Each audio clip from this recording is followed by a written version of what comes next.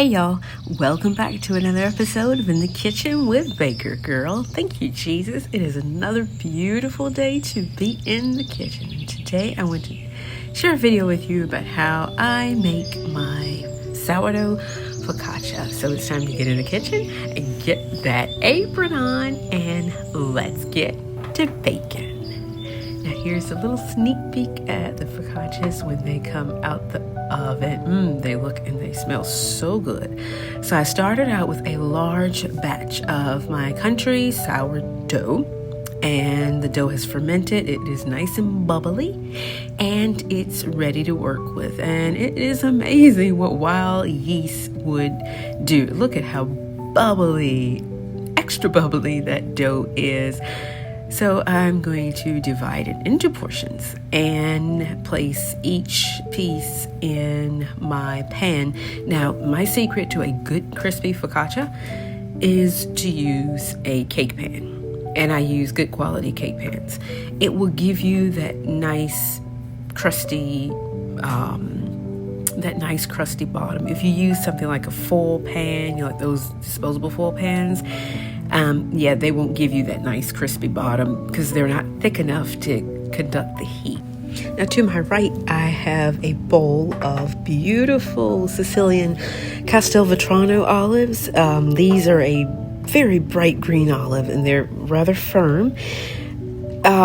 They come with the pits in them, and so you do need to pit them. So I spent a considerable amount of time pitting all these olives, but totally worth it. You do not want to put whole olives with the pits on your bread. But they're delicious. They are not preserved in a vinegar brine. The Castelvetrano olives are preserved in a salt water brine. They are fairly salty, so you do want to give them a bit of a rinse before using them. So I've got my dough portioned out into my pans. I did make some round ones, by the way. I love square things. I love square biscuits. I love square rolls. But I did make some round ones because I'm a baker, and there are people who prefer round to square. I'm a square person, but I do understand some of my customers like them round. So I made some round ones as well. Now here I am just stretching the dough to fit. The thing about focaccia, you do need to stretch it, and you stretch it mostly with the dumplings. When you take your fingers, you sink it into the dough. You drizzle on your olive oil, and then you sink your fingers into the dough, and you can stretch with the dimpling as well. Now I've got some fresh rosemary. And the fresh rosemary, you want to make sure that you oil the rosemary. So literally toss it in some olive oil. That will help it prevent from burning. If you just throw plain rosemary on there, it's gonna burn. So toss in a little bit of olive oil. And there, after I add the toppings, I'm just giving the dough the dimpling. And it is just like, there's nothing like sinking your fingers into that bubbly dough.